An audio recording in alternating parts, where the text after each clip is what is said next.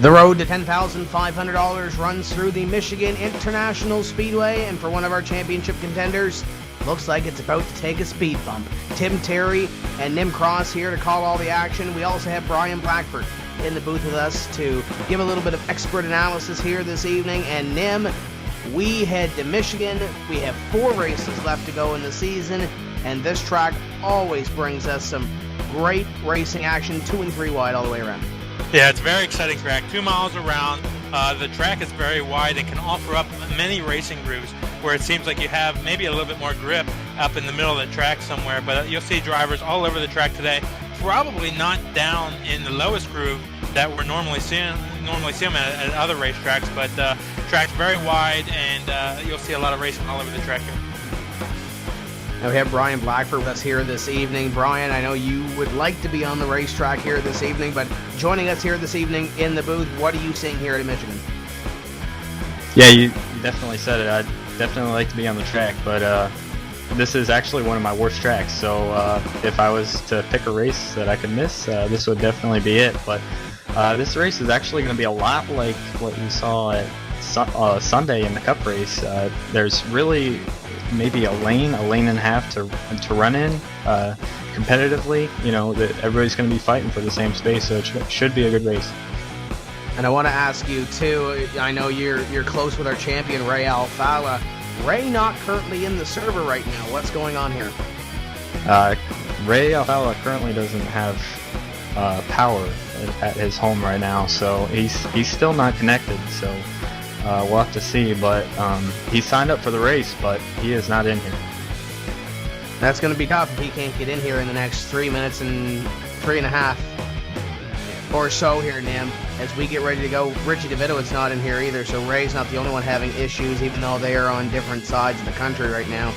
It's tough for the point leader like Ray Alfala, but I'm sure we're going to pop the points up here, and we're going to see Ray has a huge advantage on Mike Conti. So if something like this is to happen and Ray doesn't get a whole lot of points here this evening, he's got a whole lot of a cushion to fall back on.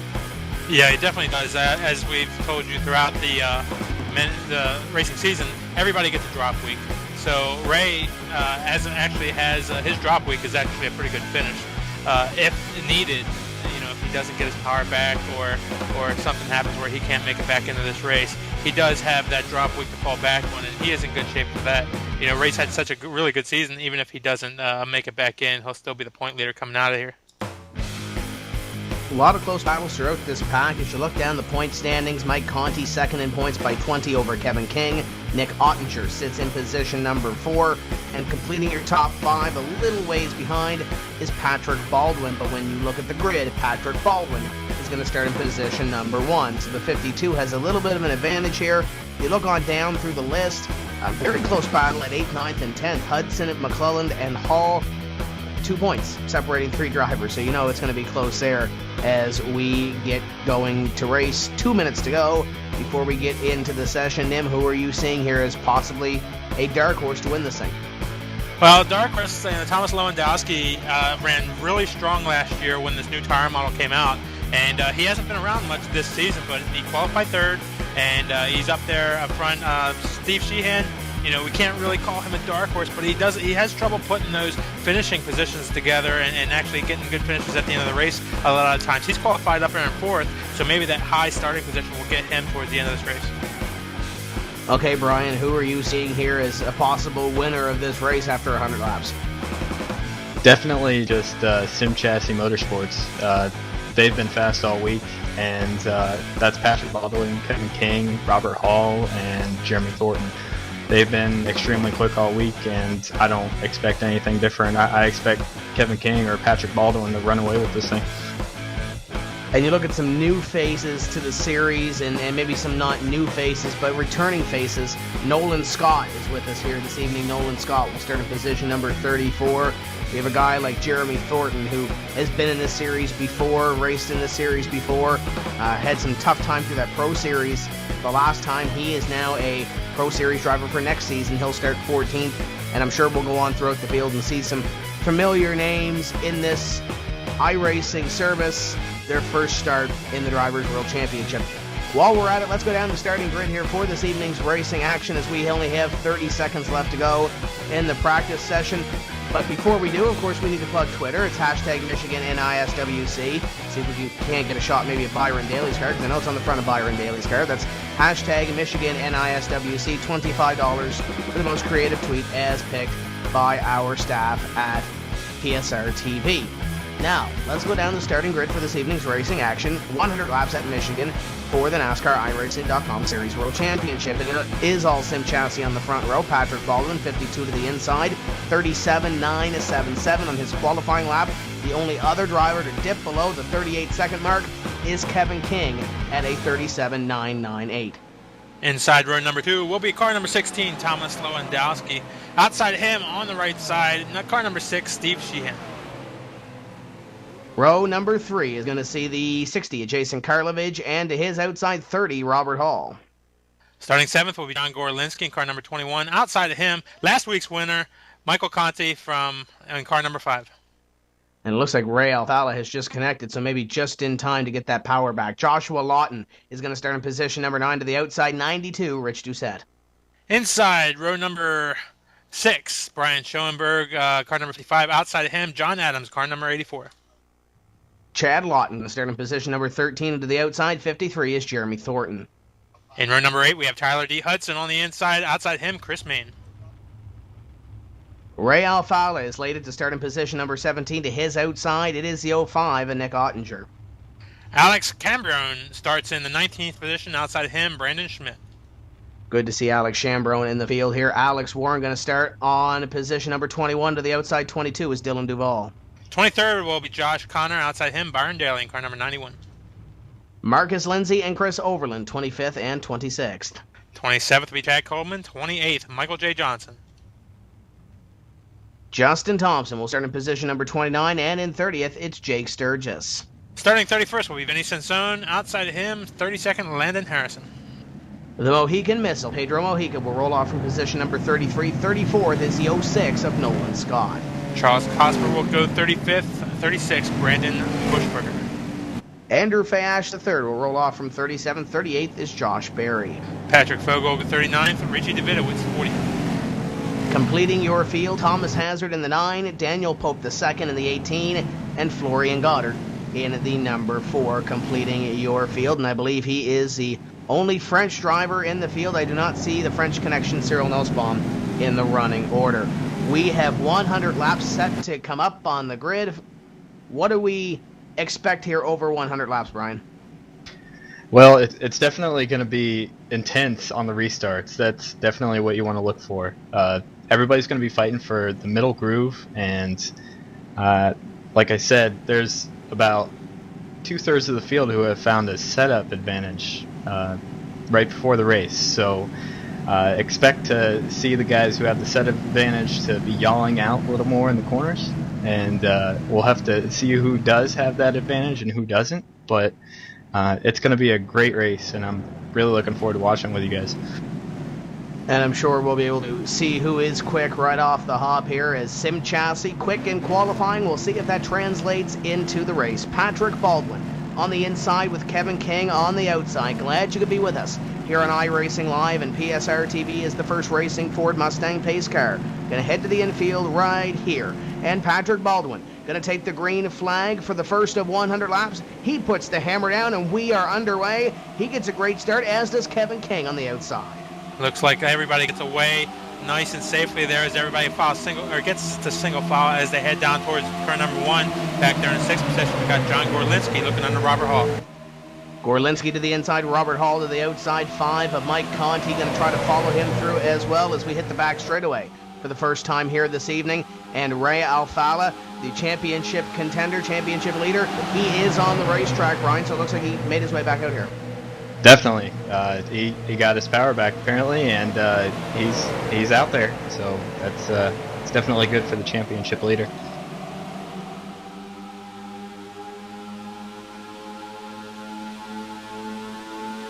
You know, as we talked about earlier, Brian, that the groove or the racing track is very wide, but the groove, the very fast line in the corners at just about a lane off the bottom. You see where that seam is that separates the lower groove from the middle groove. That's where everybody wants to be, and that seems to be the fastest way around the track. There's a lot of racing room here, and a lot of side-by-side action will take place. But to be in the very fast groove, to get the very fastest laps, is just right around that second groove there. This time by, the second lap is completed, and it is Patrick Baldwin leading Kevin King, about 3 car lengths between themselves and Thomas Lewandowski, as the 21 car John Gorlinski looking for one more spot. He's looking on his teammate Steve Sheehan for position number 5.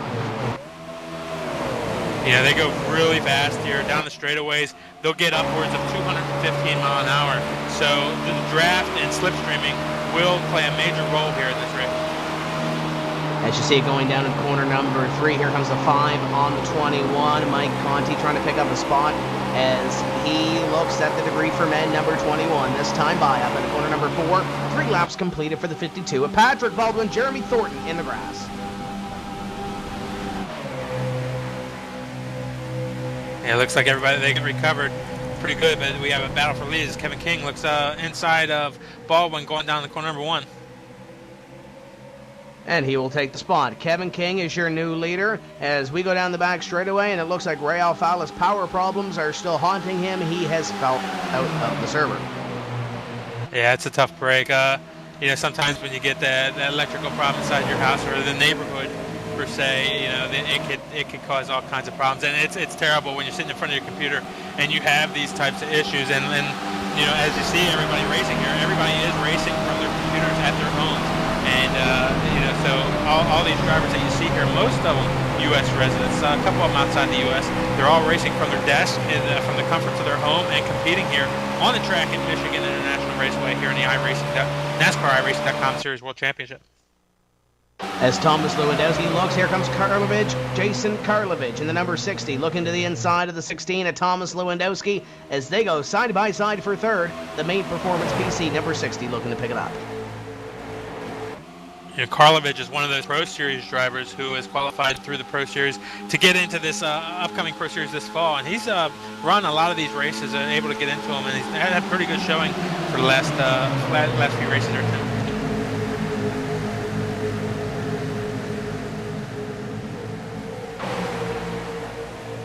Guys, I don't mean to interrupt, but I just got a text message from Ray Alfala saying that he lost power again. He just got in the server and he lost it again, so he's out for good now, I suppose, until he gets it back. So tough luck for Ray Alfala here, and he's definitely going to try to get back in the server as soon as possible. But still, it's definitely a big disadvantage to lose connection this early. And it opens up the door a little bit for the 5 of Mike Conti, and we want to talk about drop races. Each of these drivers have one quote-unquote drop week that they obviously can drop towards their total. The best 16 races of the 17 count towards your championship total. And right now, Mike Conti is looking at possibly picking up some points here with Ray Alfala being out of this race. Yeah, you know, and it is a big deal. Even though Ray has a pretty good race to fall back on for his drop week, you know, that was a nice cushion he had coming into this race. He's using that cushion now, and going forward, he's not going to have that cushion anymore, because if he finishes last in this race, which he very well may, you know, because of the connection issues, you know, his drop race advantage is going to be gone, and that really sets up some drama and some excitement going for the races forward. Yes, definitely, because his drop week is, I believe it's Richmond, and it's in the 30s right now, which definitely isn't too bad. But if it's in the 40s now, and he has to take that 30th place finish now, it's definitely a big disadvantage towards him. So, God, you hate it for Ray, but you know, this is a huge advantage for Conti and Ottinger and Kevin King. You know, they can definitely take advantage of this opportunity.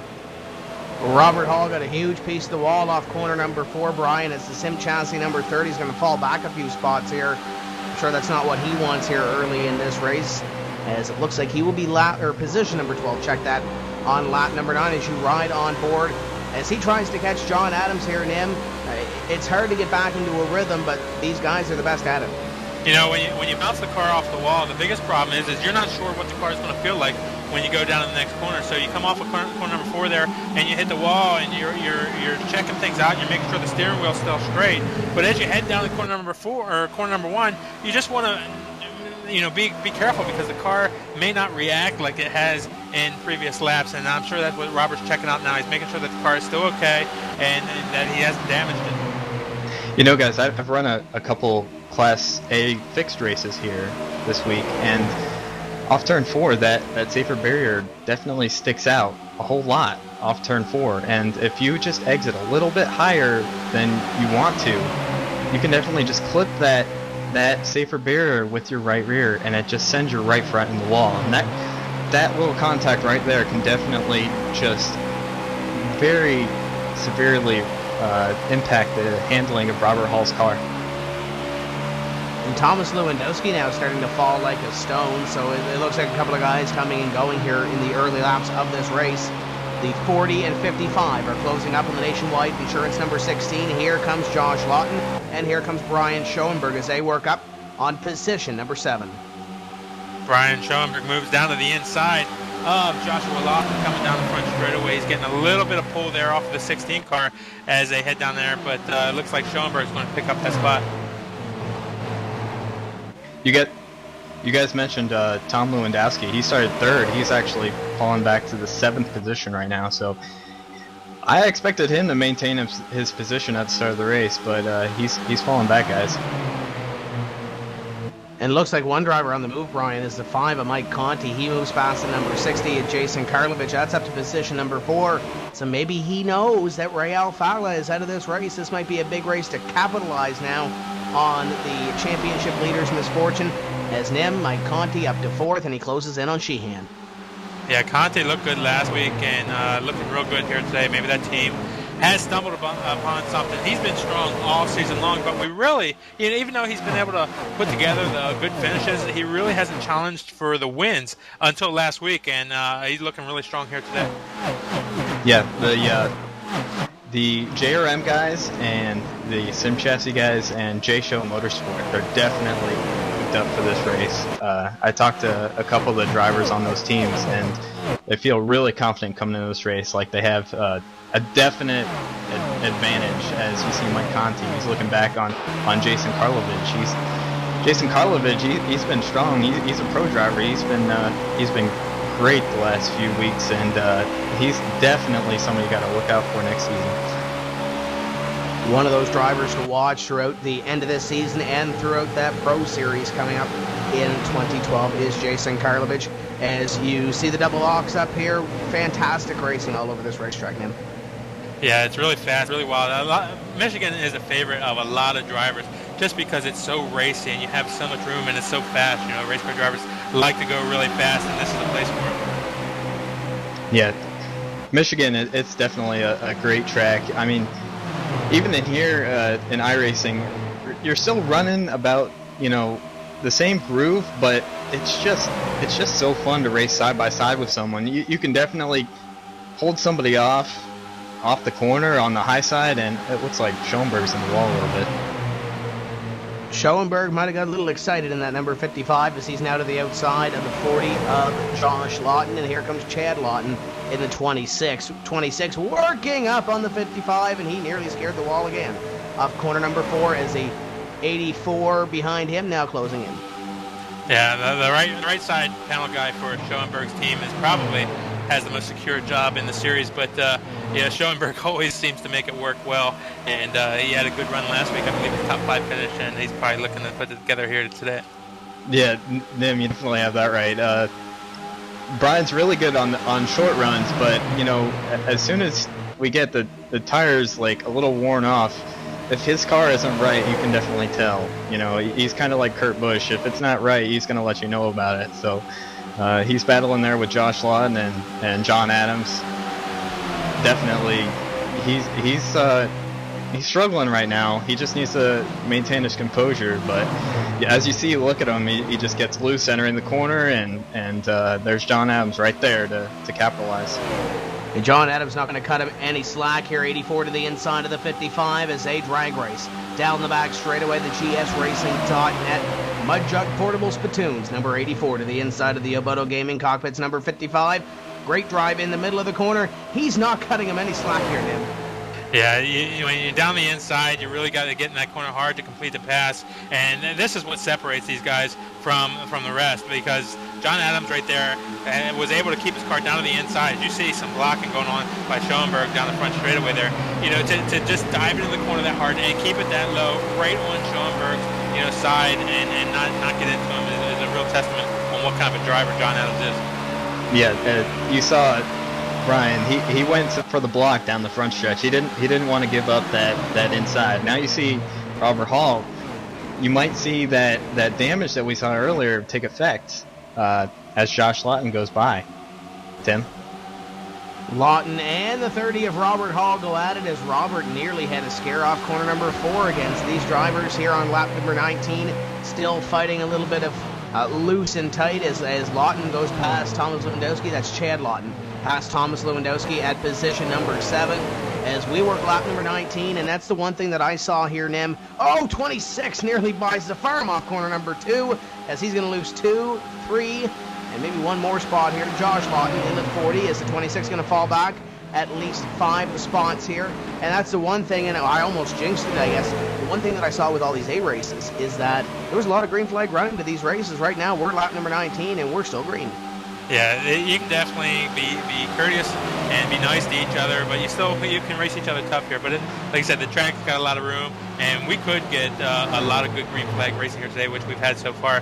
I want to ask you, Brian. I think there's 2 stops that are going to have to happen in this race. When do you think we're going to see the first pit stops? That's a good question. I think most guys will try to stretch it as far as they can, or they might try to stretch it into thirds. So you might see a lot of pit stops on lap 33, or as you see John Gorlinski come down pit road, maybe right now. So it looks like we've got the green flag stops already starting right now. So John Gorlinski comes on to pit road as you ride on with Steve Sheehan in the number 6 as he looks at Patrick Baldwin, Mike Conti behind him, and Jason Karlovich as they battle for second as the 21 gets his work done on pit road. So it looks like some drivers having differing strategies here early in this race. Yeah, this is one of the strategies that scare me as a driver, and even watching the race. To back, what he's doing is he's back pitting, or he's pitting now, so he only has to make one more stop. So he knows that he only has to make one more stop from here. But he's going to go a lap down from here, and Brian, I never want to be a lap down in the race. And to pit now, you're going to be a little bit faster when you come out, but you're getting yourself off sequence, and you're just rolling the dice. Yeah, I definitely agree. I'm one of the guys who stays out as long as possible most of the time, but at this track, Michigan, it looks like you can stay on the lead lap as long as you're within a certain distance of the leader. And John was definitely within that certain distance of the leader where you can stay on the lead lap, and it looks like he took 2 tires. So as we mentioned in the Hot Laps episode, 2 tires is going to be the way to go on green flag pit stops. We're not sure if that's going to be on the first green flag pit stop. I mean, who knows what's going to happen if this goes green all the way, but it looks like John Gorlinski is on the lead lap still, and he's about 7 or 8 seconds ahead of the leader right now. So, John's in a position where he's just going for wins right now. So, he's definitely one of the guys who likes to mix up the strategy and be the first guy who rolls the dice, so to speak. John Adams in trouble right now, guys, as he's lost 2 positions, and he might lose one more to Josh Lawton. Lawton to the inside of the number 84, as he will lose one more spot. 84 of John Adams falling like a stone. He's lost 3 positions in here in the last couple of laps or so. Yeah, he almost got back to the 55 car, Schoenberg, right there. Not sure if Schoenberg left off a little bit early for the corner, or John was just a little bit late on his entry, but those guys got together, and a little bit of voice communications over the radio there. They both apologized to each other, so there's no real bad feelings there. But a little bit of a scary moment there in turn 1. Yeah, John Adams, it looks like he's kind of stalled out in his 9th place position. He started 12th, and I saw he got up to 9th, but it looks like he's kind of stalled out in his 9th place position. I kind of expected him to move up past Schoenberg and past Lewandowski, but it looks like a little bit of aero push has been kind of hindering him right now, because he's stuck behind 3 cars right now.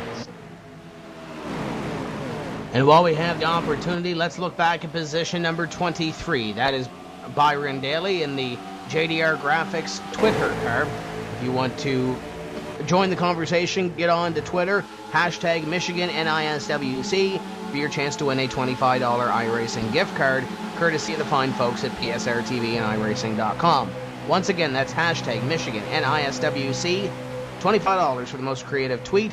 And we want to thank JDR Graphics, Cooper Standard, Draw Tight, and Tim's Corner Motorsports, the sponsors on that number 91 of Byron Daly, as he closes in on the GSRacing.net, Tim's Corner Motorsports, Fast Track Sims, number 7 of Chad Coleman, as they battle with the, I believe that's 39, of Michael J. Johnson for about 20th place here. It looks like we have somebody else peeling off of the pit road there. But I was just going to comment on, how close this field is. From first back to looks like 40th on that last lap was just 17 seconds. And most of the drivers are within 12 seconds of each other. And it's just every car on this track right now is very fast and running within the draft of each other, and just having, just really, really fast cars here and a real tight competition. It looks like one of our championship contenders is having one of his weekly connection issues. Nick Ottinger always has. Seems like he always has problems with his connection, but it seems to clear up throughout the race. So Nick Ottinger's is good. You saw Brandon Schmidt come down pit road. He's taken 4 tires actually, which is kind of surprising. That's different from John Gorlinski's strategy, which was 2 tires. As you watch the battle for second and third, here comes Sheehan to the inside. Sheehan in the Spy Optic Chevrolet. And Patrick Baldwin in the Buck Kicker Live, number 52, to the outside, as Sheehan tries to pull the move off on the 52. If he can, he might open the door here for the 5 and 60.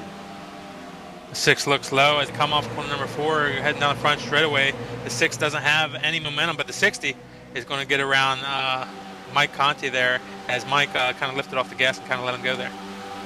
You guys remember Pocono, Steve Sheehan? He's not afraid to race hard. I remember Pocono, where Nick Ottinger he tried to win that race, and Steve was all over him. So looks like Steve's going to the inside here, and that's a great part about this racetrack. You can run side by side all day long, and looks like Steve might be able to pull off the pass here off turn 4. Jason Karlovich begins to look as well. Here comes Karlovich in the number 60 as he looks to the inside of the 52 of Pat Baldwin as he follows the 6 of Steve Sheehan. Sheehan looking for position at number 2 on the 52 of Pat Baldwin. Yeah, you can see them coming off the corners here. They're wiggling and they're right on the edge, as you see coming off the corner number 2 here. The back ends are out on the cars, and now Karlovich looks to the inside, making a 3 wide down the front straightaway with Sheehan in the middle. 3 wide through 3 and 4. Oh, Karlovich is, wow. He's going 3 wide through 3 and 4. Sheehan in the middle. Conti's following all of them. That's definitely awesome racing right there. Wow. It looks like Karlovich is stuck on the bottom, but Sheehan clears Baldwin through into turn 1. Wow. Good racing. What a move, though, by Karlovich to make that 3 wide. Sheehan somehow going to come out with position number 2. Karlovich going to come out with 1 position here, though, guys. He's going to pass the 52 of Pat Baldwin. Baldwin, big loser here. He falls back 2. And Mike Conti really had a front row seat to that battle in front of him. Yeah, this is like the main reason why this track is so popular amongst the drivers. It's just so wide. There's so much room. You can do that kind of racing. And even though all these drivers are right on the edge, you can see them wiggling and going through the corner, there's room to make things like this happen. And these drivers are the best drivers here on iRacing, and they're able to get a lot of good racing going on, as you see a number of cars making pit stops now. Mike Conti down pit road. He's second in points right now. He's making a bold move, come down pit road a little early. We're gonna see if he takes 2 tires or not. Looks like he's got right sides jacked up. We'll see if he takes 4. I would think he would take 4 after that many laps. Yeah, he's taking 4 because he needs a full tank of gas, and he'll take 4 right here. But Mike Conti is in a great position to make up a lot of points right now. 60 car Jason Karlovich moves up to position number 2. Nim, we talked about him off the top of the show, being strong here in the early season. Are you really surprised about Karlovich moving up here to second? Well, no, not after what I've seen, all season long. He's a driver that qualified through the first quarter of 2012 in the Pro Series. That allows him to be eligible to run in these races if there are not enough qualified races to get in, and he's been taking advantage of that, running a number of races. Before that, I really never knew who the guy was, but obviously he is somebody to be reckoned with in the Pro Series coming up, and it looks like he'll have a time in that and be able to qualify for this series next season. Karlovich is definitely doing a great job. He's Hudson spinning right now, but Karlovich has been probably the most impressive pro driver I've seen out there. He's definitely been really good.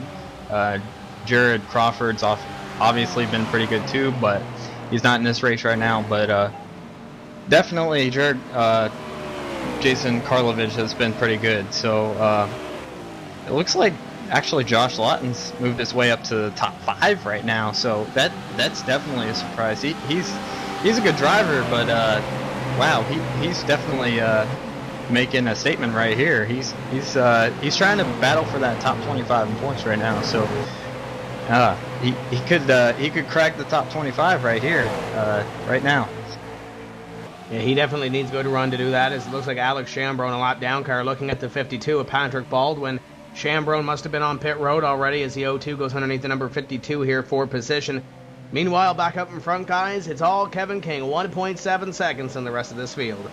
Yeah, we're at the point right now where we're just past the 3rd mark in this race, so it makes a lot of sense as we see the 42 car get a little sideways there coming off the corner. It makes a lot of sense to pit around this time because you're going to have to make 2 pit stops, and a lot of these drivers will cut the race into thirds. So you'll see a lot of people pitting now, and now is when you'll also see those who are stretching it out. They'll be out on the track trying to make their gas long or go as long as possible, and make their tires go as long as possible, so they can make a shorter pit stop towards the end of this race. And Michael Conti right now, he's up and he's a lap down, but he's gonna have to check up for that 02 car. But he's trying to get his lap back right now, just in case a caution comes out. He's gonna want to try to get to the leader and pass him. But Kevin King is setting a torrent pace, and he's long gone. So he might have trouble getting to Kevin King before his tires equal out.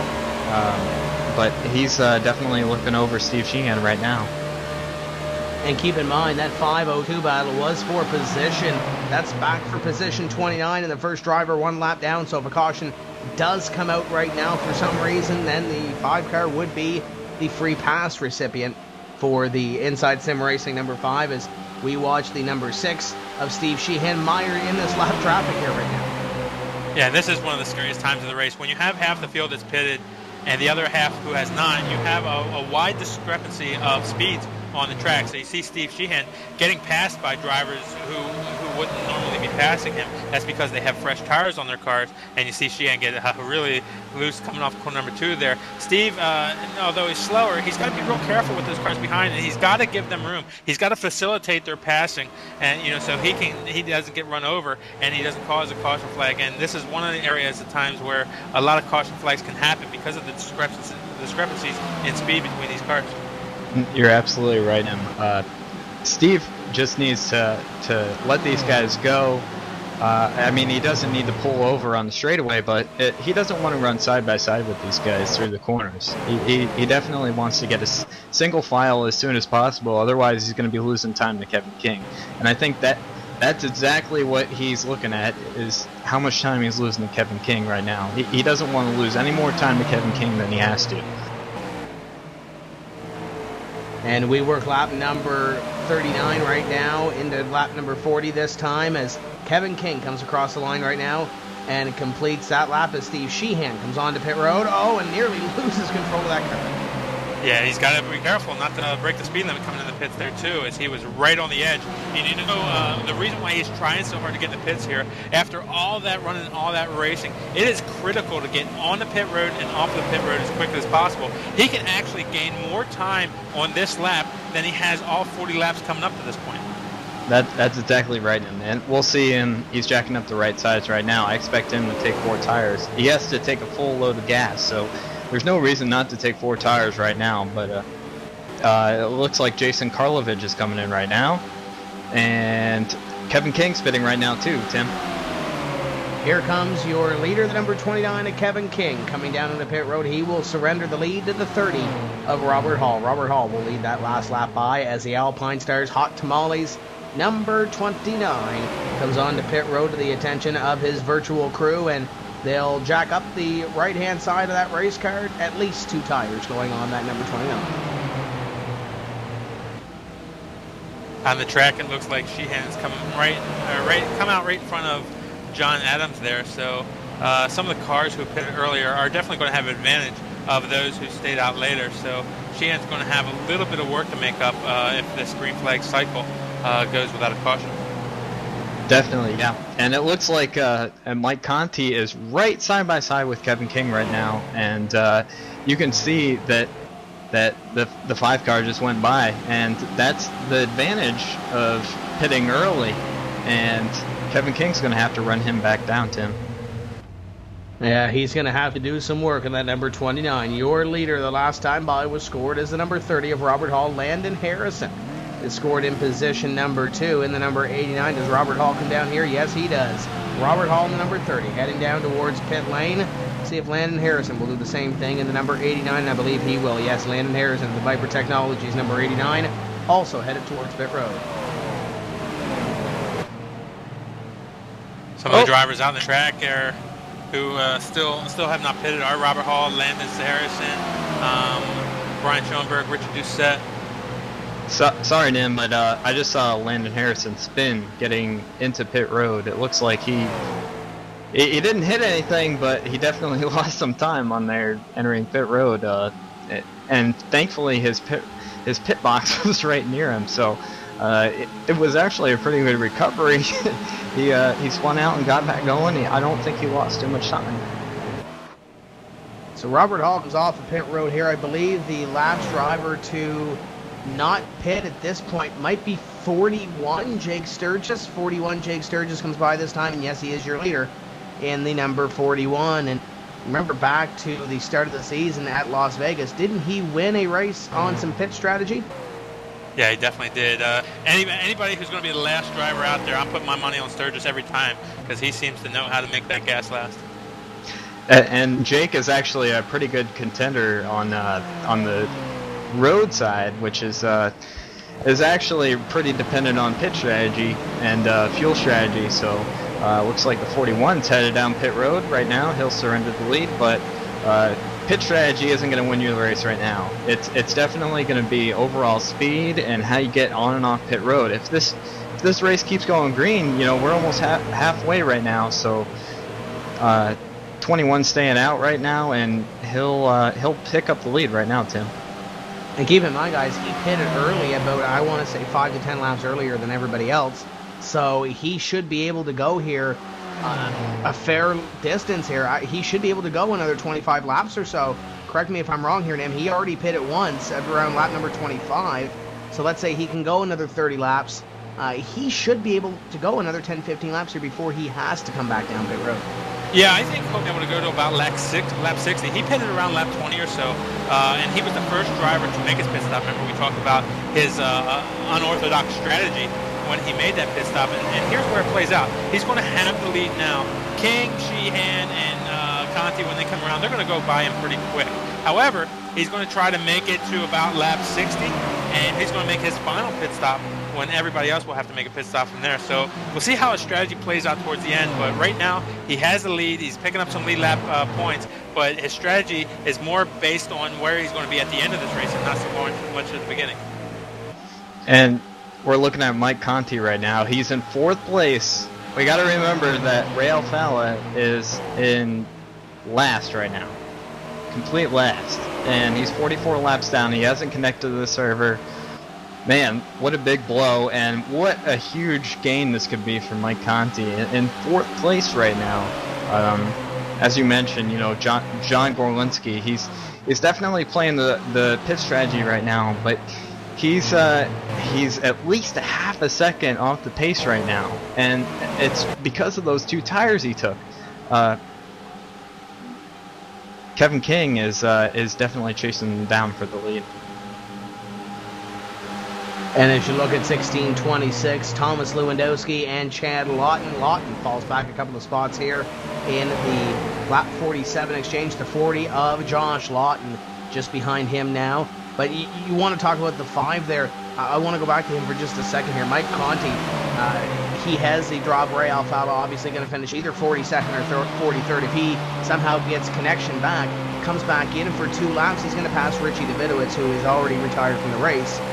Ray has not officially quote-unquote retired here yet, Nim, so if his power does come back, comes in, runs 2 laps, he picks up 1 spot, but it's still only 2 points. That's likely going to be a drop as we see a battle for the lead up in front. Yeah, Kevin King gets by John Gorlinski, and we talk about the disconnect issues and things like that. And so, you know, for the most part, these drivers are very knowledgeable about their connections and what they need to do to make their connection as solid as possible. And they've done everything they can inside their house. But from their homes to iRacing, there could be up to 10 to 20 hops, and they're reliant on those types of those hops to be stable along the way. And for the most part, they always are. You can see all the other 42 drivers in this race aren't having any issues. And right now, unfortunately, and it's like an electrical problem or some kind of mechanical problem they can have in a real race.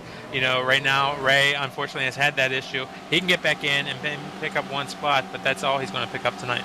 That's right, Nim. And, I've heard from Ray that the whole Cape Coral area in Florida has lost their power. So, I mean, it's no fault of the iRacing service, but it looks like Conti is going to try to make a pass for P4. He just lost a spot to John Adams. So Conti's falling back, but this could be a huge gain for him. Looking ahead to like the final 3 races. The one thing I want to ask here, guys, and now you talked about Dumpy going to about lap 60. If John Gorlinski can make it there, that would be his final pit stop. But right now, he's falling back from that number 29 at Kevin King. He's lost about a half second or 0.4 of a second in each of the last laps here. He's 0.9 seconds behind. If you're Dumpy, obviously you're trying to hang on to about lap 60 or so, but maybe this pit strategy may be backfiring a little bit. Well, it's hard to tell right now, Tim. The strategy could be, he was hoping for an early caution to take advantage of that. But if it goes the whole way, we'll have to see how it plays out for him.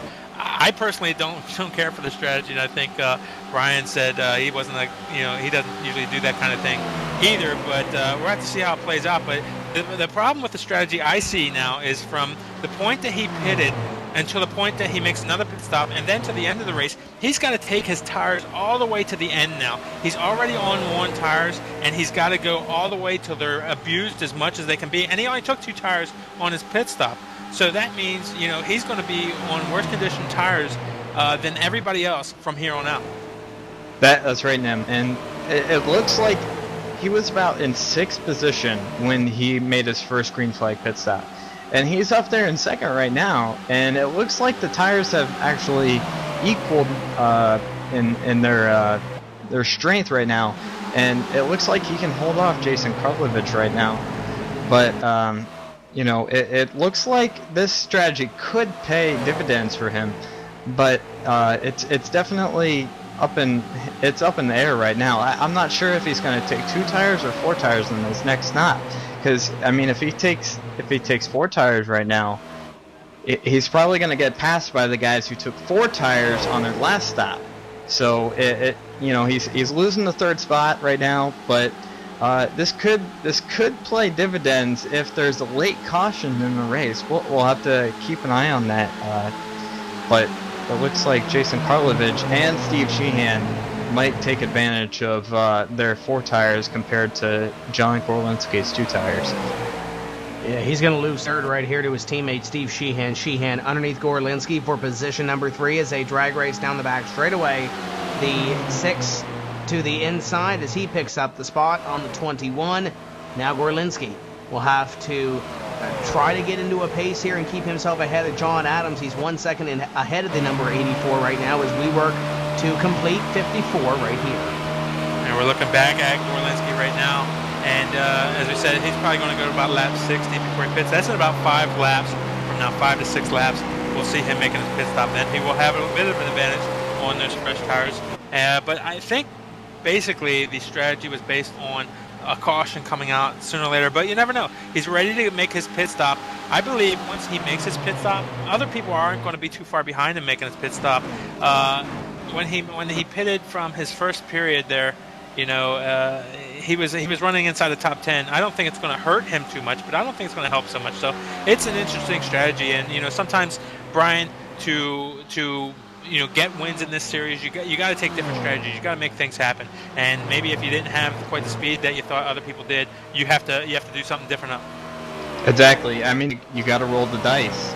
You got to roll the dice in this series in order to put yourself in a position to win the race. I mean, that's clean air in this series is so important that you will risk your entire race just to get it.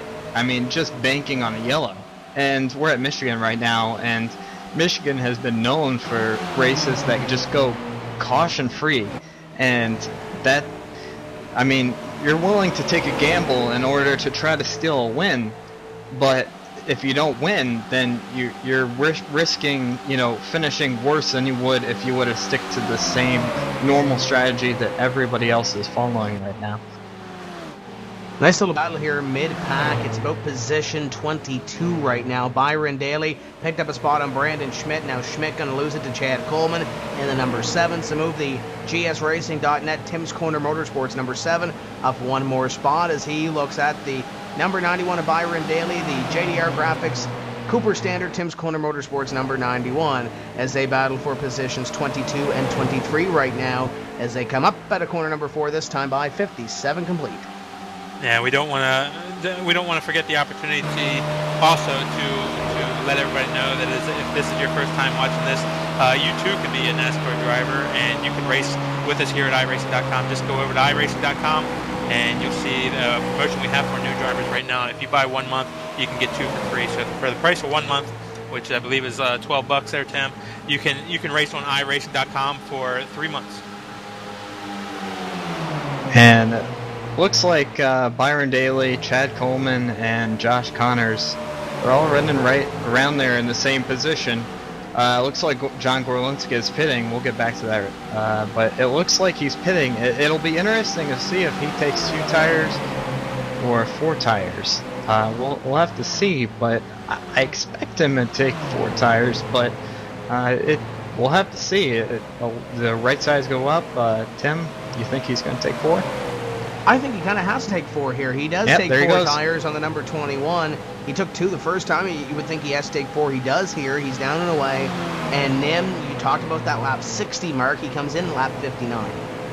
Yeah, he must know that he can make it from here because that's got to be what the whole strategy is based on.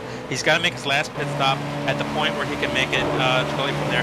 And since he had to take a whole tank of fuel, as Brian alluded to earlier, he might as well have taken 4 tires because he's not going to really lose much time since he had to take 2 tanks of gas. Exactly.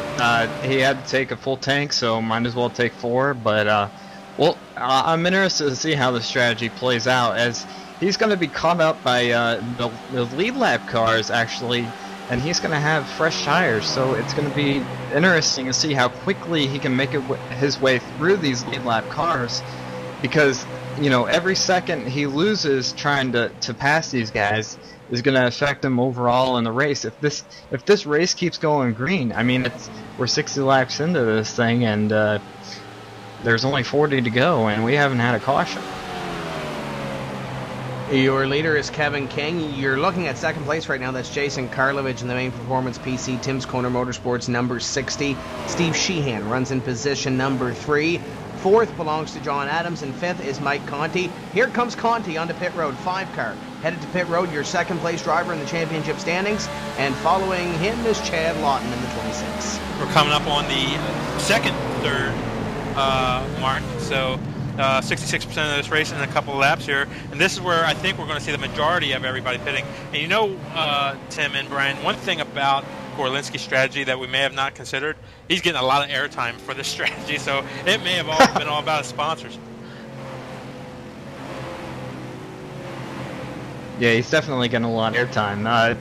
And Gorlinski, through the years, he's, even since back when I've first met him, 2003, he definitely likes to make a name for himself and to try to, do a little something different when it comes to the strategy part of it.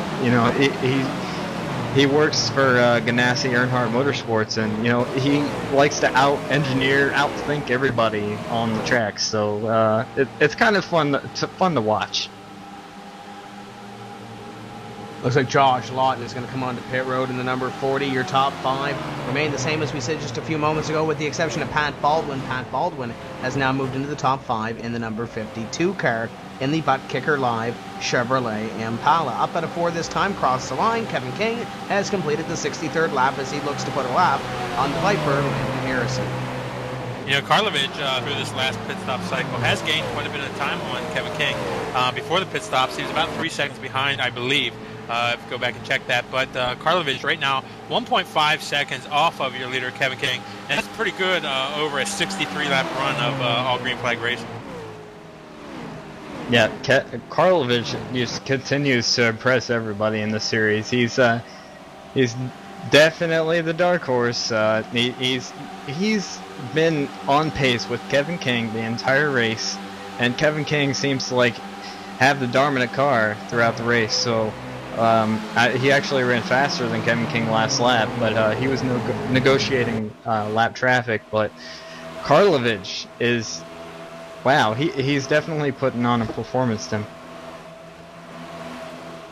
Kevin King going to look underneath the number 77 of Andrew Fayash III, and Fayash III is one of those drivers on that top 25 bubble. And Nim, it's one thing we haven't really looked at here this evening.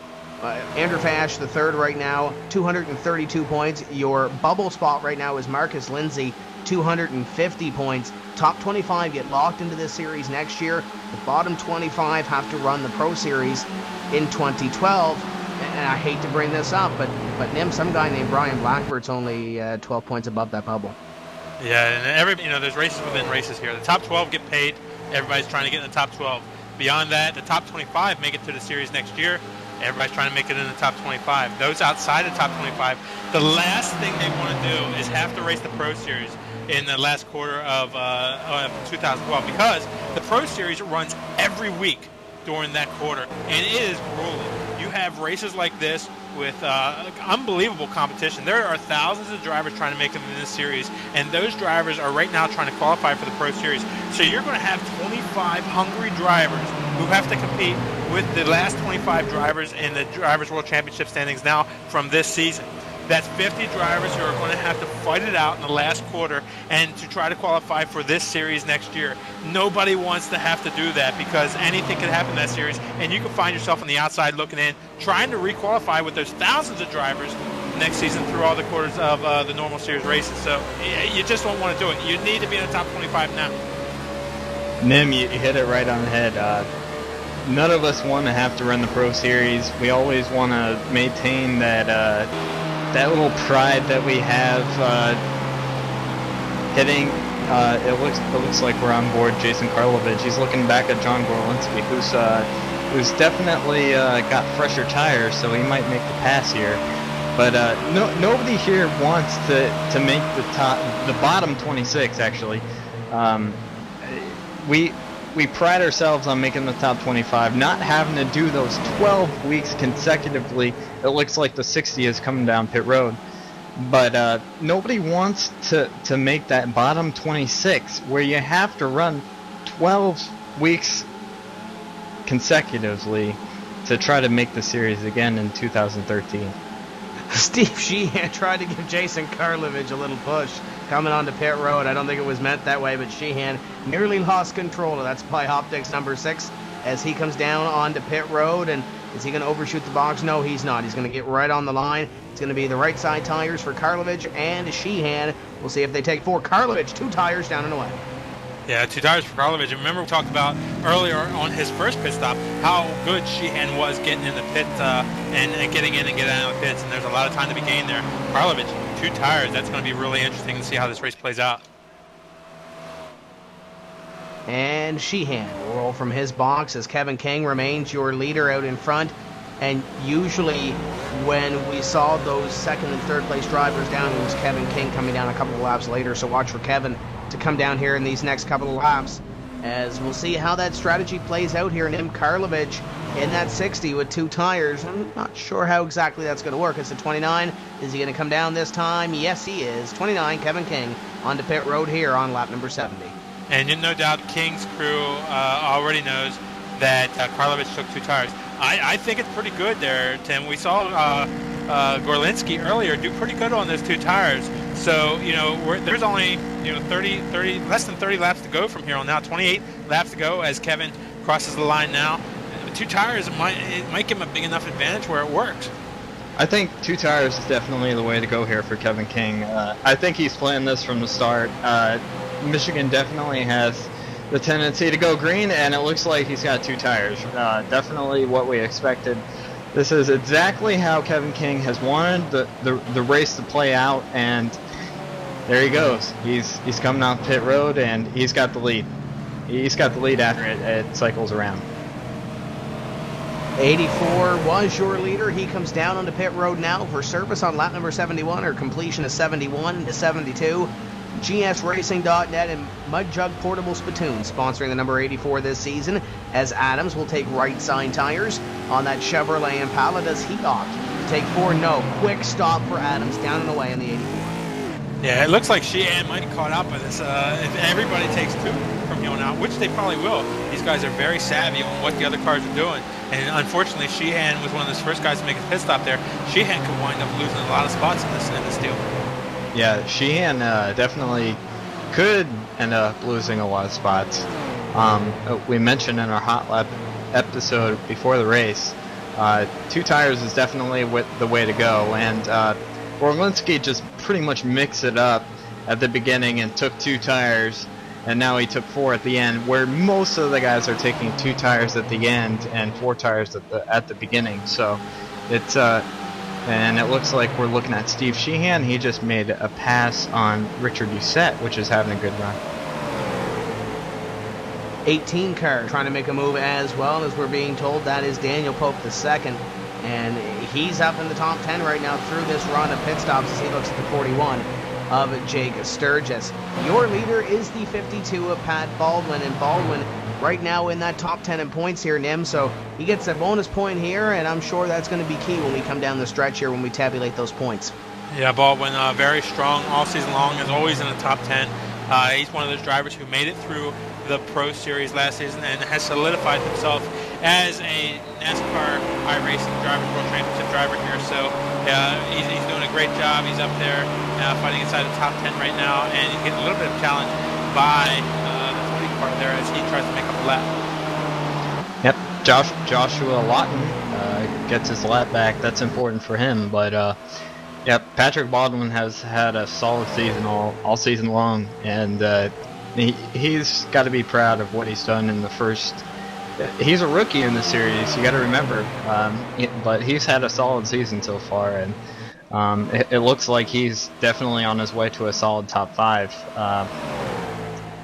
It's definitely gonna look like he's hanging on to the lead here, but he's still gonna make a pit stop.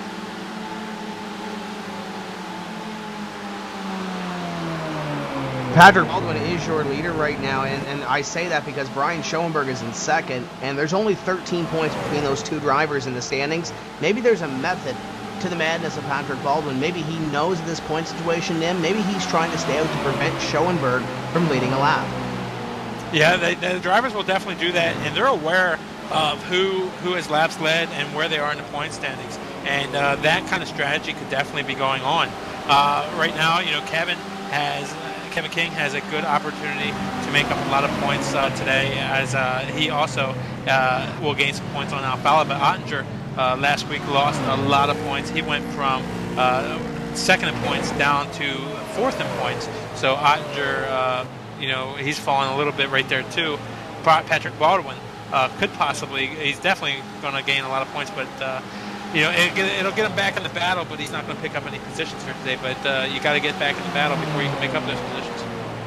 We're looking at Robert Hall right now, but definitely Nick Ottinger's having some connection issues. I've seen in the last couple laps, and not only is he having connection issues, but it looks like he's made the right rear tire on this car mad. Definitely, but he's one of those guys that who can still be in this battle for the championship. And Ray Alfala, he's still 43rd, guys. He's definitely going to sustain a huge hit after this race. Mike Conti, Kevin King licking their chops right now, but obviously with this green flag pit stop, they're back in the pack. But this will cycle through here within the next 10 laps or so. You'd have to think Patrick Baldwin stays out on the racetrack. He will lead lap number 78 with Robert Hall in position number 2. Rich Doucette in position number 3, as it looks like he moves to the inside of the 82 of Alex Warren. Warren moves to the outside of him. Doucette makes that pass in the 82 car. Josh Berry comes down pit road from position number 4, and Marcus Lindsay will take over that spot as Sansone will move into 5th. You see Barry in the boxes. He makes his pit stop. What the drivers who are staying out now are rooting for, they want a caution flag because they have an advantage of being out and having track position right now.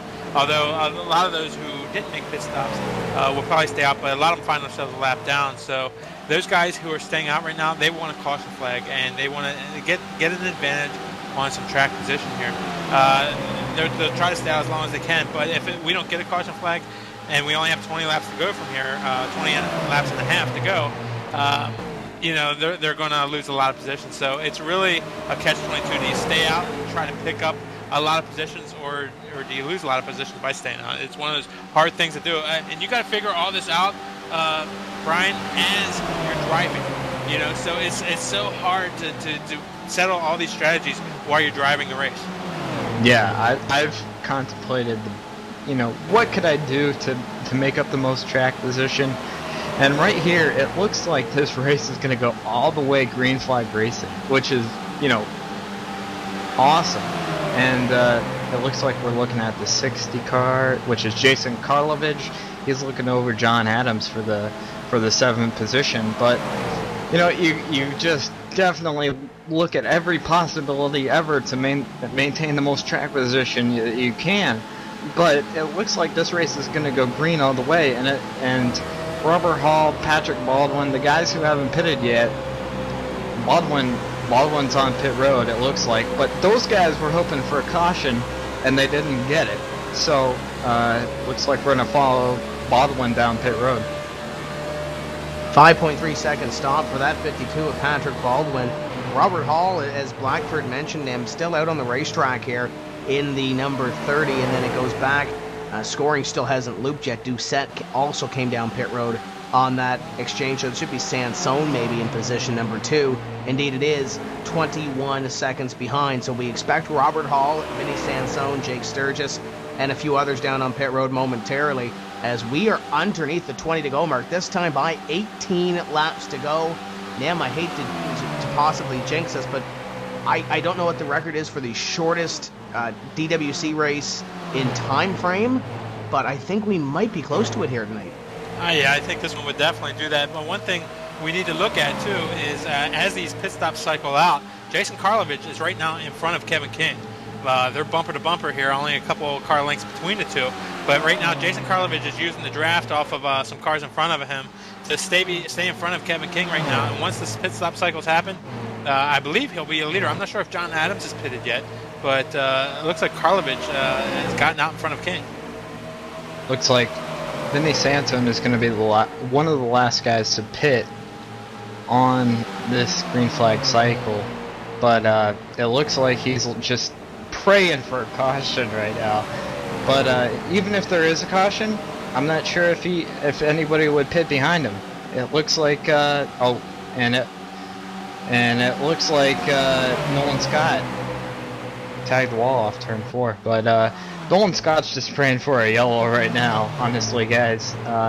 But I don't think guys will pit behind him. 30's pitting behind him, Tim. So Robert Hall down on pit road for his final stop of the evening. Vinny Sansone, I believe, is looking towards the apron on the back straightaway. It's like he's out of gas. Sansone will come down. Yeah, it does look like he's out of gas. He's really slow going into corner number 3, guys. Yeah, I think he'll be able to make it to pit road from there as Vinny Sansone. He coasts through 3 and 4, but hopefully he can make it around the pits from that point.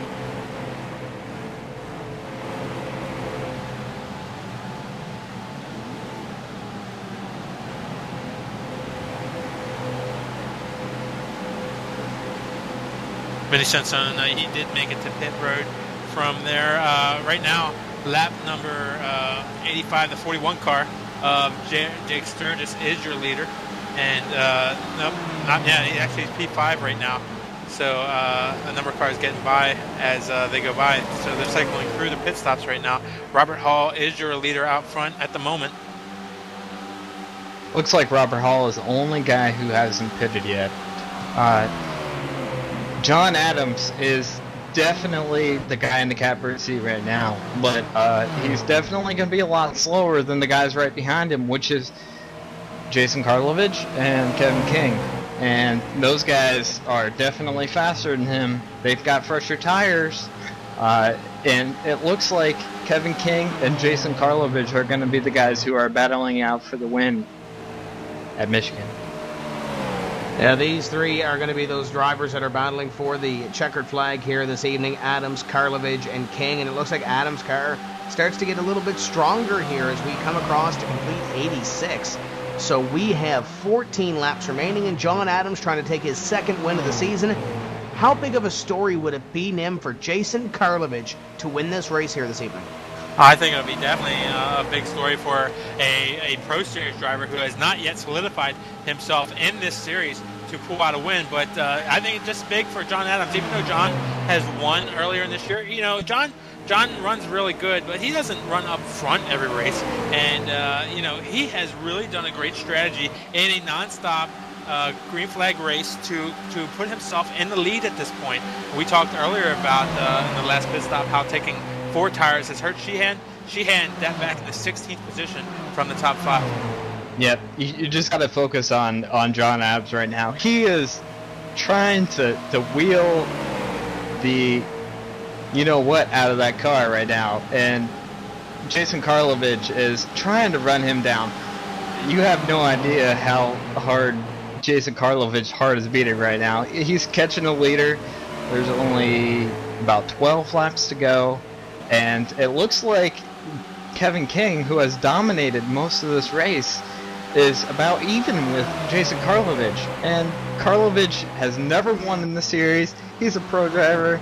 He's catching John Adams, and man, it's going to be a great finish, Tim.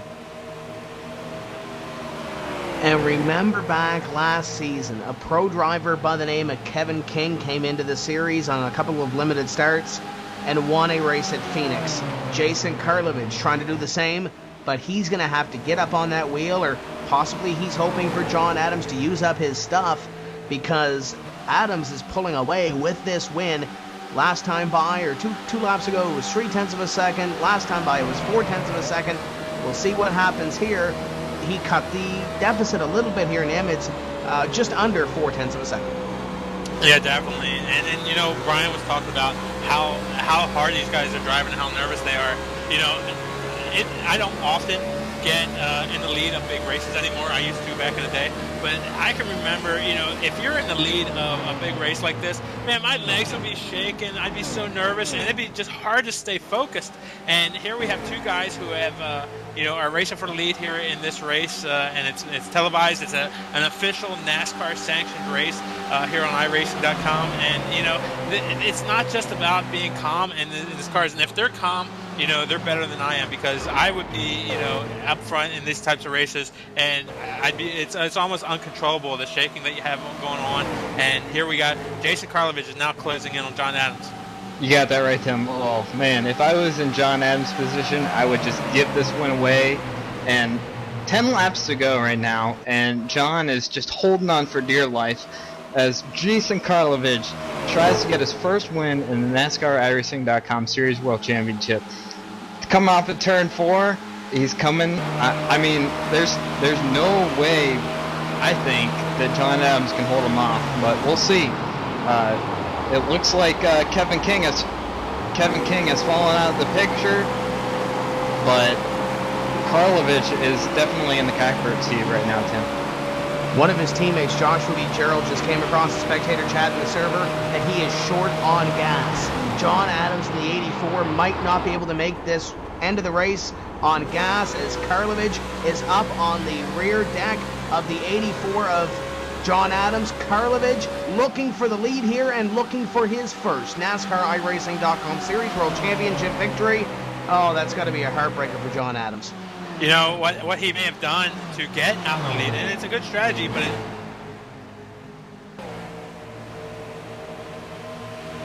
he just took as little as gas as possible so he could get, shorten that pit stop, and he just might have cut it a little bit too close.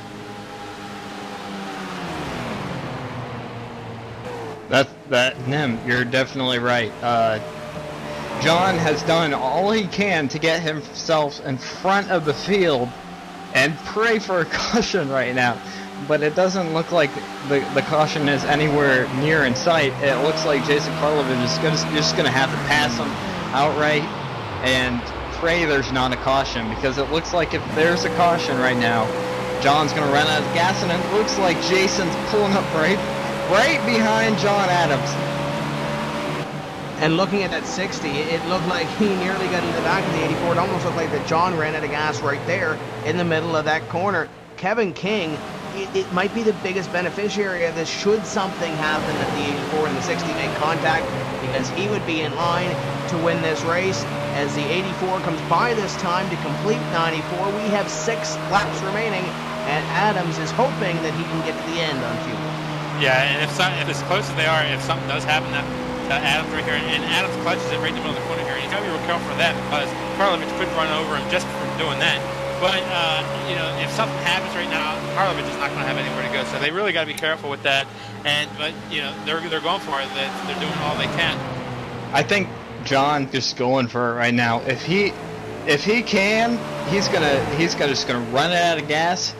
And if he runs out of gas, so be it. But if he catches the caution, he's going to be able to win this race, because we're coming to 4 laps to go. If the caution comes out right now, John Adams has this win. But Jason Karlovich, if this goes green, he can move him out of the way right now if he can. He pulls up right to the back bumper of John Adams. 4.5 to go as they run down the back straightaway. Karlovich looking for his first win. John Adams looking for his second. Adams runs 13th in points. Nim, the top 12 in this series, either get cash or get iRacing credit. I'm sure that's in the back of John Adams' mind right now. I'm sure Forefront is saving fuel, but you have to think points here too. Yeah, definitely. And, we're not talking about little cash here. The winner of this series gets $10,500 and a trip down to Homestead to be on the stage with all the other NASCAR winners. And that's right, that's the biggest NASCAR winners too. So these guys get the same treatment as they do in the real series. So, it could be very exciting coming down here for these guys. It definitely is. Right behind John Adams. Man, John's got to be sweating bullets right now. It's Karlovich is all over the back bumper of John Adams. Oh, he looks like he's right on him. He might make a move off turn 4 right now. As they come down this time, Nim, these two are teammates. Wheelmen Incorporated. Here comes 60 to the inside of the 84 of John Adams. I was about to say teammates might be thrown out the window. It will be here. Jason Karlovich to the lead with 2.5 to go. Jason Karlovich, a Pro Series driver who has run a number of races this series. He's qualified for the Pro Series through the first quarter of 2012. Takes the lead of the Michigan 200 here in the NASCAR iRacing.com Series World Championship. Looks like 84 tried to make the one last ditch effort to get to Jason, but it looks like Jason, even if the caution comes out, looks like John might be out of gas.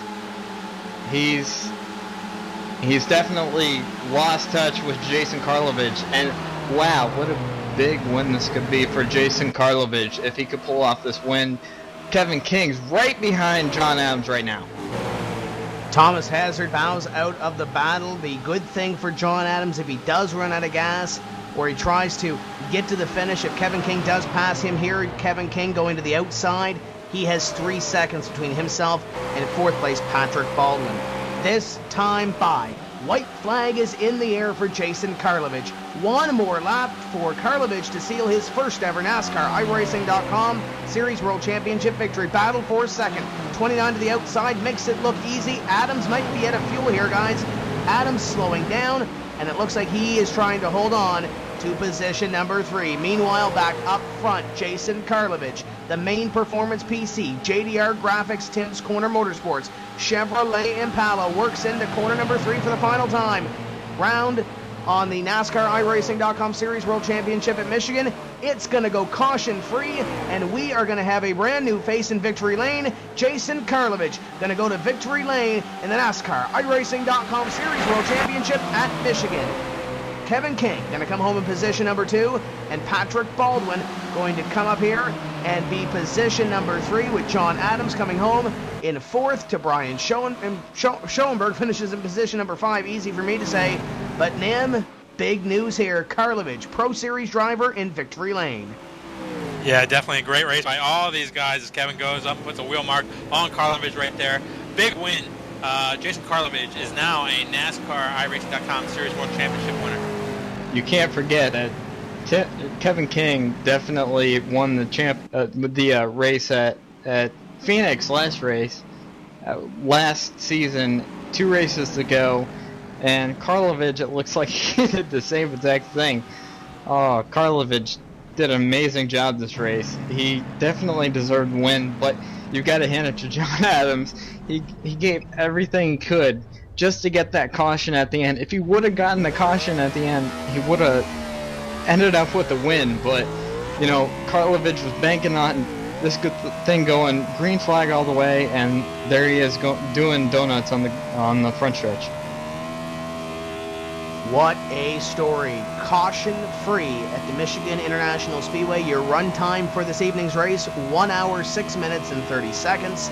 Your winner is the number 60 of Jason Karlovich. King, Baldwin, Adams, Schoenberg, top 5. We'll talk to them in just a few moments' time. For the first time in, well, an hour and about 15 minutes, we are going to take a breather and take a commercial break. We'll be right back here on PSR TV and iRacing Live with your post-race show.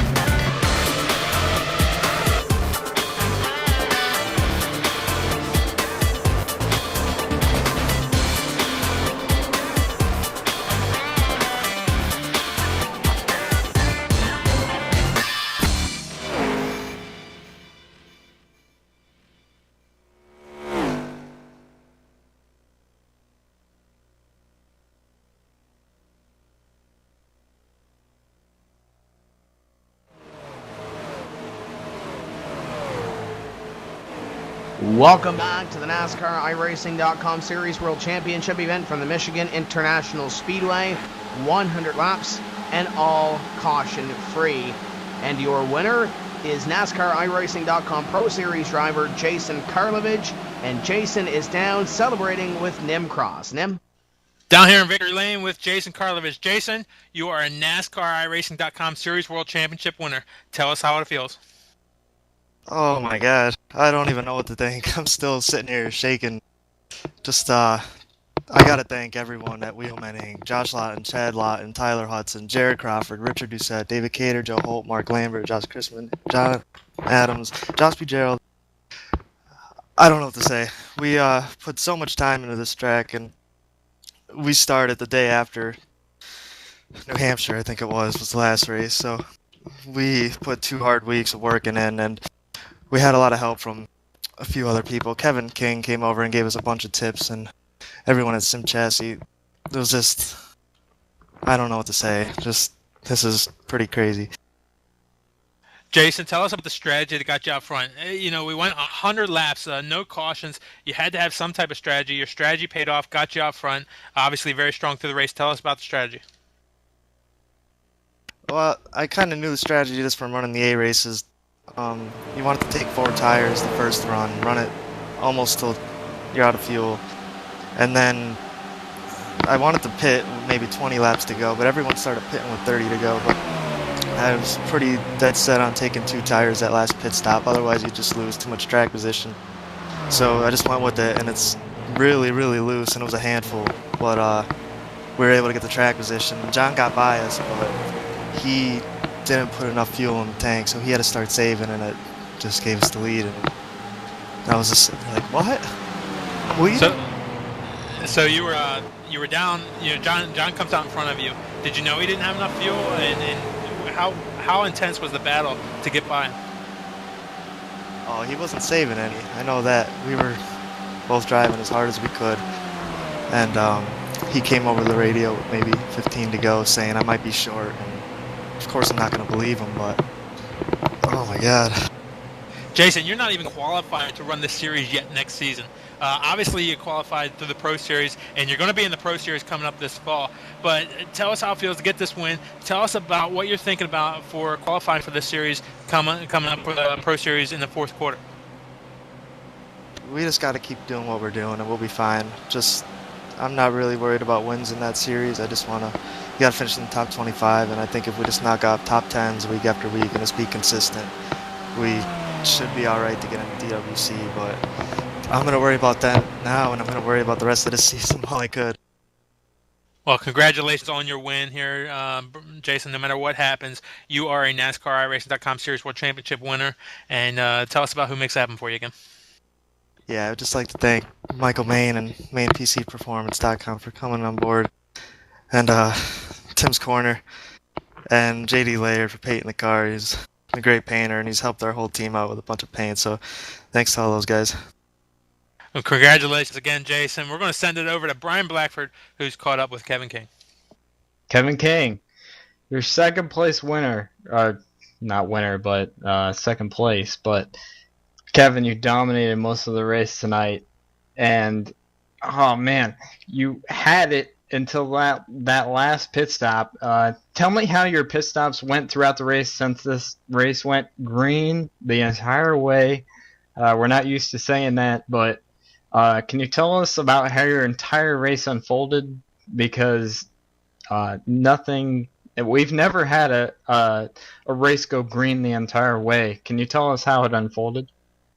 Yeah, we first of all, we'd like to thank my teammates for doing such a great job getting to where we needed to be start of the race. But we started on the pole, both of us, inside outside, and we knew that if it went green, one sec. If it went green, who's that on the phone? Oh no! But if it went green all the way, that we had a good chance because our cars were so strong in the long run, and we knew that everyone had the 20-lap pace. It seemed like, and so once I got out in the lead, I was real comfortable. I just pretty much logged laps, hoping it would just go green forever, and it did that up until that last pit stop. I wasn't really expecting everyone to pit so early. I was expecting to pit with like 19, 20 to go and taking 2, but we pit about 14, 13 laps earlier than normal, and I wasn't really expecting that. And I felt like I got in the pits pretty well, but for some reason I lost 2 seconds somewhere. And I know I got a little loose coming out of turn number 2 there, but I don't think it cost me 2 seconds. So car got a little tight there at the end, but we led a lot of laps, and we showed that we were able to compete. We showed we had the speed. All of our guys did really well. Patrick got third, and Robert ended up 6th. So really happy with the result. A win would have been obviously nice, but Jason's a good guy, so you can't complain too much. Yep, and definitely Jason Karlovich definitely took that away from you, but you got 2nd, Patrick Baldwin got 3rd, and Robert Hall got 6th, so you guys definitely did a great job working as a team. Can you talk about that, and can you talk about like how you managed to get that one to slip out of your fingers? It was definitely a great race, but how did Jason Karlovich end up with this win? I thought you had it the whole way. Yeah, I saw him pit, and I knew that one lap, depending on how well it went, it's probably a second, and he was close enough to where I had to follow him. But for some reason I lost 2 seconds, and that 1 second that he was behind me plus 1 second on the track just propelled him in front. And then from there I was reeling him in a little bit, but then I was just so free exiting the corner that I couldn't really get on the throttle too much. And John came out, and he had a freakishly fast stop, and he came out behind me with fresher tires. So he passed me, and then he passed Jason. They just pretty much drove away while I started to tighten up, and they didn't really pull away too much, but it was just enough to where I didn't have the draft anymore, and I was just kind of riding around and hoping people behind me didn't get too much gap on me. But it was a good race. I mean, it's disappointing for sure, but we thought we had a really good advantage coming into the race, end of the week, and we found that some other teams had picked up the pace, so we decided to work with actually Jason and those guys to find out what we were missing. And it's nice to see something that we probably put together and meshed together actually win the race. So happy for those guys to do well, because it shows that we know what we're doing and they know what they're doing. And it's just one of those days where points wise I had to look at who I was racing, and I wanted to beat Nick really bad, and I did. So I should be propelled into that position, and beat Conti by not a lot, but enough. And then unfortunately Ray had his bad luck. So looks like the last 3 races are going to get kind of exciting here, and our team's still been building that momentum, and couldn't be happier. Exactly. Can you talk about who makes it happen for you, and talk about that this points race that just happened to unfold right before our eyes. It looks like Ray Alfala, he finished last tonight, 100 laps down. He only completed 1 lap. Do you think you can steal this championship? I mean, it looks like you might have a shot at it. And can you talk about the points race and who makes it happen for you? The points race will be pretty exciting. I know Conti pretty much, it seemed like he threw up his hands there, and then he ended up winning New Hampshire, and had some speed here that kind of slipped through their hands, I think. And I think now he might get back on the seat and say, hey, maybe I have a shot at this, because that one race advantage that Ray had is basically gone. So it should be pretty cool to see what the points will be. I was really looking at a top 3 position overall, especially after what happened at Phoenix. But going forward, I think it's just going to be about our guys meshing well, and doing what we need to do to make sure we're top 5 pace, top 10 pace, and see how it unfolds. Because as you can see, you can lead most of the laps and still not win a race. And it's one of those things where you just have to make sure you're in the right spot at the right time. But thanks to all those guys, Sim Chassis, Patrick, Robert, Carson, all those guys at Willman that helped us out. Richard Doucette, Jerry Crawford, who else do they have? John Adams, and of course Jason for doing so well. Tim Terry for allowing me to still put his logo on the car. I really appreciate that. I'm glad I'm able to put some good runs together for him. Alpine Stars, Razor, Hot Tamales, and of course PSR TV and iRacing for putting on this awesome series that we get to race in every 2 weeks. All right, Kevin. That's It's going to be exciting the last couple weeks. Definitely going to be fun to listen to and fun to watch, and we wish you luck the best of the season. Appreciate it.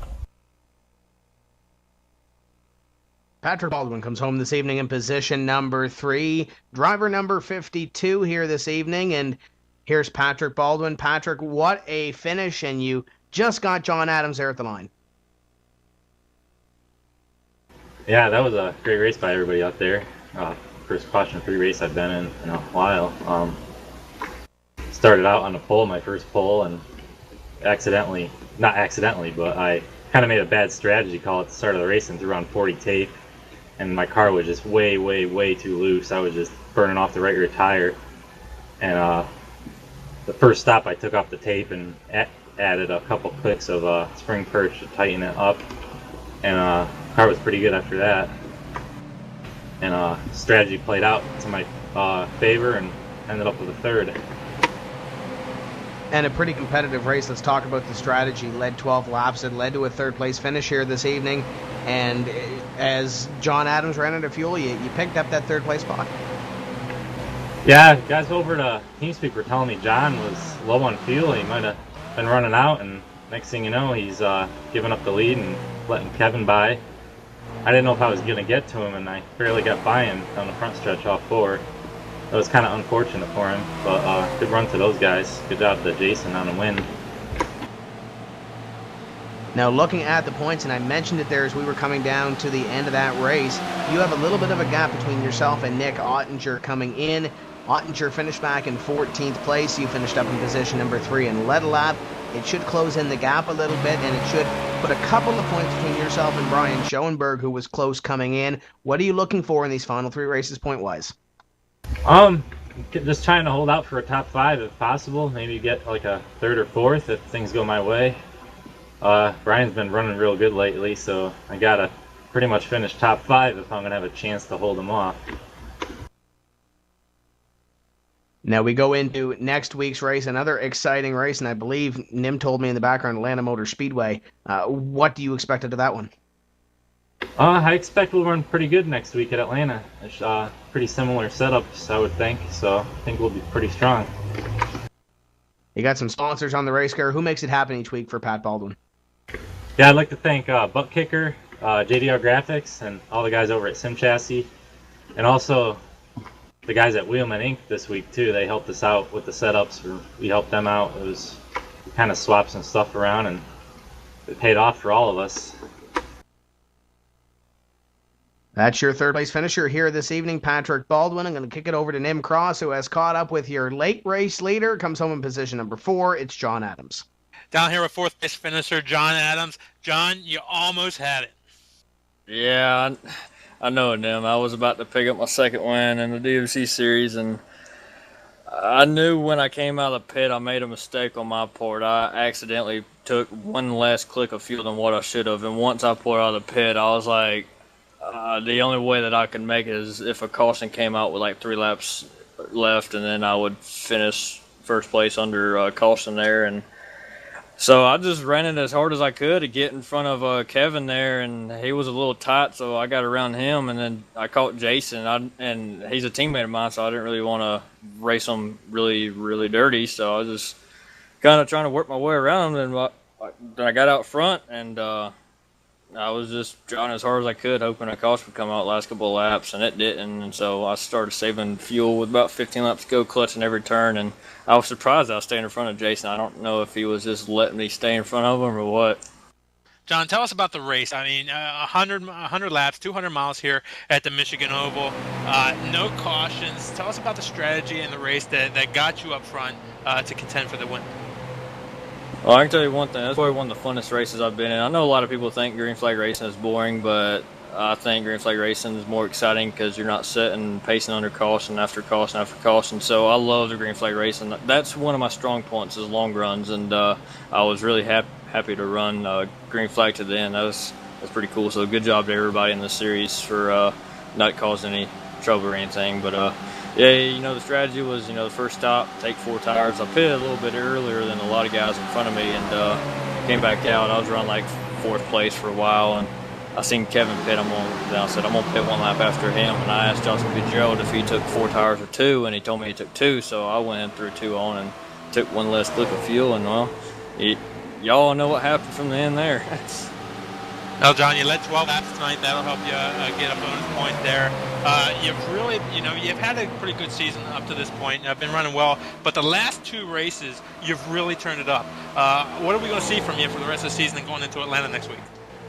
Well, hopefully my work schedule will let me run the last couple of races. I think there's 3 races left, so hopefully I can get those days off to see if I can get top 10 in points. But, it's just, I got to thank my team and all of the guys that helped out, and they know who they are. I just want to give a shout out to them, and the setup was just awesome tonight, man. It was on a rail. Well, John, I know you're one of the fan favorites. Congratulations on your 4th place finish. We look forward to seeing you in 2 weeks in Atlanta. Hopefully you can get off work to do that. We'd hate to not see you be there, but we want to see you get in the top 10 and look forward to seeing that. And we're going to send it over to, it looks like Brian Blackford's caught up with your 5th place finisher, Brian Schoenberg. We've caught up with Brian Schoenberg, your 5th place finisher. Brian, I just have to ask you, 13 laps to go, you took 2 tires. Is there anything you could have done differently to get more track position? I mean, we know you started in the 11th position, so if you could have started further towards the front, could you have had something for those top 2 or 3 drivers? Well, Brian, I don't know. Maybe. I guess I could be a better driver, too, so, that might help. But overall, it's pretty good, don't you think? Yeah, you definitely did a good job. We saw you kind of get a little loose off turn 4 a couple times, trying to defend your position. But can you talk about your pit strategy and how the race played out? Can you believe we went 100 laps green in the DWC series?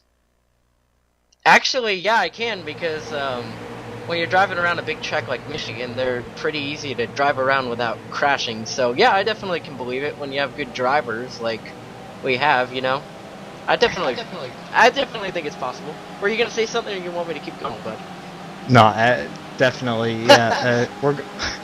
We have the best drivers in DWC. The guys who are most prepared show up for the series, and you took 2 tires on your last stop. You took 4 tires on your first stop. Do you have any regrets about your pit strategy, or is that the best you could have done? 5th place. I mean, 5th place is nothing to hang your head about. But is there anything you could have done differently? Nah, not really. Like you said before, that qualifying position kind of got me like around 11th or so. So it wasn't really that good. So I was kind of fighting a lack of track position a little bit. But see, the thing is, you probably saw we kind of had a cluster of about maybe 5, 6, 7 cars each, so I was stuck in that second cluster and we weren't really getting anywhere around there. And Josh Chin, he's just calling a great race. He's giving me feedback and stuff throughout the race, and I was thinking about making some calls, and he was suggesting a couple things, and ultimately we both agreed we were just going to stretch the gas, take 4 tires there, and then towards the end we decided just to shorten the stop up there and get 2 tires. It was kind of a gamble, but in the end, I mean, it worked out good. It gave me like maybe 6, 7 spots, so yeah, I'm really happy with it. There wasn't really a whole lot more we could have done there, but we did a good job. Yeah, I agree. I mean, I think you did everything you could do, starting from the 11th position, but 5th place, you got to be happy with that.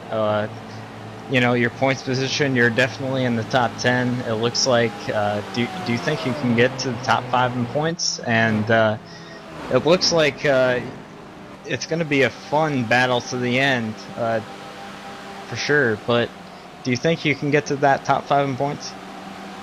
Well, unless Pat Baldwin's butt kicker kicks him out of the seat, probably not. So, sorry, I thought that was pretty funny. But no, we'll just go to every track, try and finish in the top 5, top 10. If that's not good enough, he can have it. He's definitely good, and he's on a good team, and they run good, so it's going to be hard. So I'm going to need a little assistance. Maybe that butt kicker will do something to him. All right. That's good. That's a good commentary. We know you've got a lot of sponsors.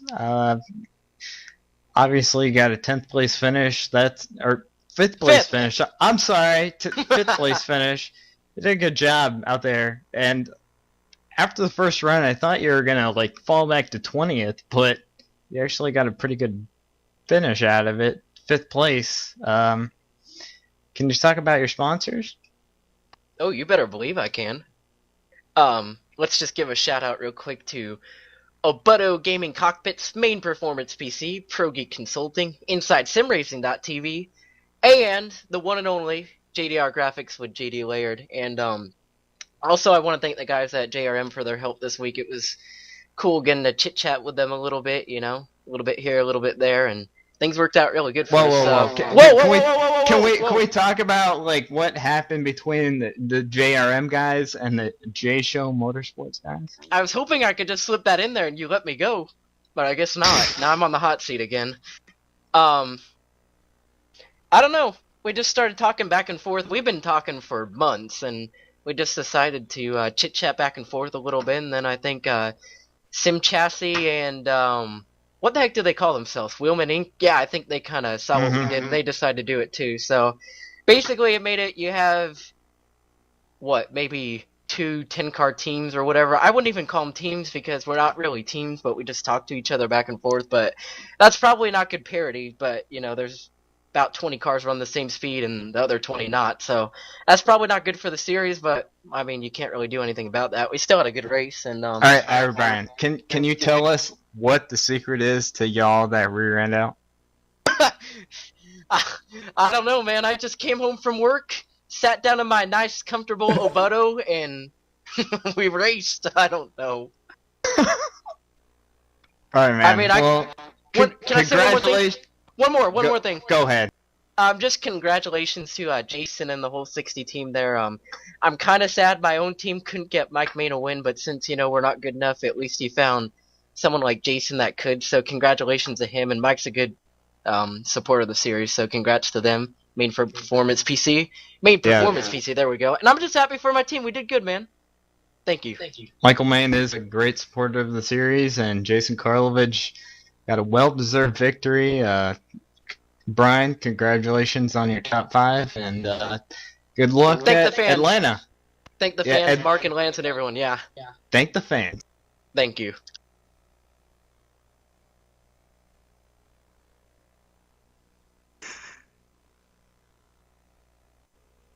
Okay, let's give away some $25 iRacing gift cards, shall we? Let's go to Twitter. Your winner for Twitter, well, we're gonna leave that for a second here. Jay Swinbanks, a good name there, said bad luck for Ray, but it's great to see what the other pros can do when quote-unquote released. That's hashtag Michigan NiSWC. I stole your penguin. That's another good name there too on Twitter. Was I watching iRacing or NASCAR? The Michigan NiSWC race absolutely amazed me. Great job by everyone. Spectacular talent. Your winner is Big NASCAR Man. iRacing does not need to rescan Michigan. The racing is still amazing on the old one. He will get a $25 iRacing gift card courtesy of iRacing and PSR TV. Congratulations to Big NASCAR Man. And I also want to give a shout out to Alex Chambrone, was running a little contest on the Tim's Corner Motorsports Facebook page here this evening for a $25 iRacing gift card. Chambrone Nim not only makes his first start on the NASCAR iRacing.com Series World Championship, he predicts where Chris Overland is going to finish, which happened to be behind him in the show. He picks up a $25 iRacing gift card, so congratulations to him. Nim, final thoughts. What a great race it was. A first-time winner with, Jason Karlovich, and a really exciting drama-filled finish with John Adams and Kevin King running after Karlovich. No caution flags. It doesn't get any better this year in the NASCAR iRacing.com Series World Championship. A fantastic race. We're really looking forward to Atlanta in 2 weeks. Brian Blackford, final thoughts. A great show here, and thanks for joining us here in the booth. And you'll be back in 2 weeks, right? Yeah, I'll be back in 2 weeks, but I got to give a shout out to Jason Karlovich. Man, you got like 4 or 5 guys racing for $10,000, and Jason Karlovich isn't racing for any money, anything at all, really, except for pride. And he shows up and just completely takes it to the face of Kevin King and all the rest of the drivers. So, he did a spectacular job, and congratulations to him and all the rest of the guys who had a good run. And tough luck for Ray Alfala. You know, he got that power outage on lap 1, but you know he's gonna probably recover from this. He's gonna test everything. You know, every setup parameter, every little line that he can, and he's gonna try to rebound from this 43rd place finish. And it's going to be 13 points unofficially between Ray Alfala and Mike Conti without drops as we head to our next race at Atlanta in 2 weeks' time. That's going to do it for us here this evening on PSR TV. Want to thank everybody for joining us here, and for the whole crew: Ilka Happala, Ian Bushing, Zach Stanko, Nim Cross, Chuck Johnson, Matt Racing Kid Thomas, and the rest of the field of broadcasters here at PSR TV. My name is Tim Terry, saying we will see you in 2 weeks' time when we say, let's go racing from the Atlanta Motor Speedway. Keep the hammer down, and we'll see you at the track.